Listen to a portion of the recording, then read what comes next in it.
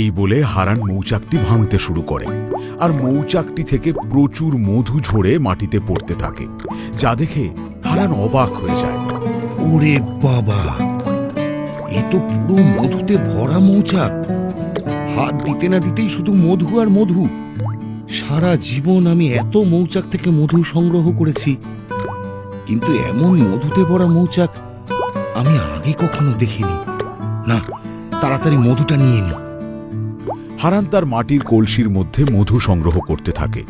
এদিকে সূর্য পশ্চিম দিকে অস্ত যেতেই সেই মৌচাকের মৌমাছিরা ফুলে ফুলে মধু সংগ্রহ করে তাদের মৌচাকে ফিরে আসে, আর এসে দেখে হারান তাদের মৌচাক ভেঙে সেখান থেকে মধু সংগ্রহ করছে। হায় হায় হায়, এইবার কি হবে?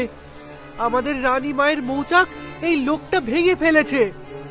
একে তোর এত বড় সাহস, তুই আমাদের রানীর জন্য তৈরি মৌচাক ভেঙে ফেললি? ওমা, এ কি কাণ্ড! মৌমাছি আবার কথা বলতে পারে নাকি? মৌমাছিরা কথাও বলতে পারে, আবার কামড়ও বসাতে পারে। এই এই, তোর চোখে আর কোনো মৌচাক পড়লো না? শেষে কিনা তুই রানীর মৌচাক ভেঙে ফেললি? আমি বুঝতে পারিনি। আমি বুঝতে পারিনি। বুঝতে পারিসনি? একটা সাধারণ মৌচাকে এতটা মধু হয়?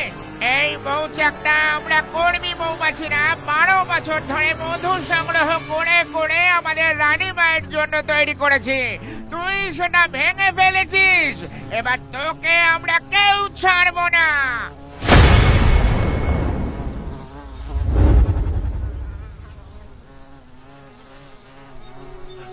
আমি হাত জোর করে বলছি, আমাকে ক্ষমা করে দিন।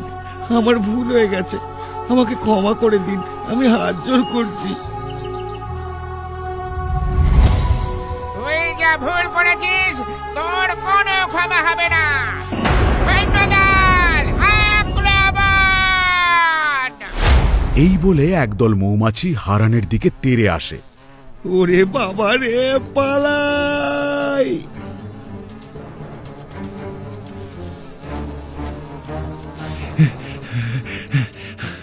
কি মৌমাছিগুলো তো আমার পিছু ছাড়ছে না।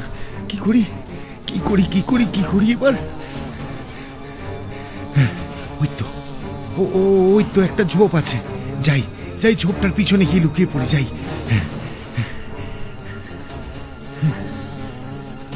হারান একটা ঝোপ দেখতে পেয়ে সেই ঝোপের পেছনে লুকিয়ে পড়ে। এদিকে চারিদিকে খানিকটা অন্ধকার হতেই মৌমাছিরা চোখে আর কিচ্ছু দেখতে পায় না। কর্মী মৌমাছিরা হারানকে খুঁজে না পেয়ে আরো রেগে যায়। লোকটা পালিয়েছে, কিন্তু পালিয়ে যাবে কোথায়? ওকে আমরা শাস্তি দিয়েই ছাড়বো। চল এক্ষুনি সবাই রানী মায়ের কাছে চল। রানীমা ওই লোকটাকে ঠিক খুঁজে শাস্তি দেবে। তাই চল।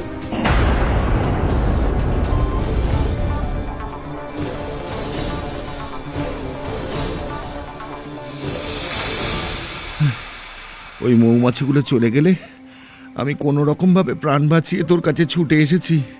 তুই আমাকে বাঁচা কাটুরিয়া, তুই আমাকে বাঁচা। আমি জানি আমি অনেক বড় ভুল করে ফেলেছি, কিন্তু সেটা একেবারেই আমার অজান্তে রে। আমি যদি জানতাম ওরা 12 বছর ধরে ওই মৌচাকটাকে ওদের রানীর জন্য তৈরি করছে, তাহলে আমি সেটা কখনোই ভাঙতাম না।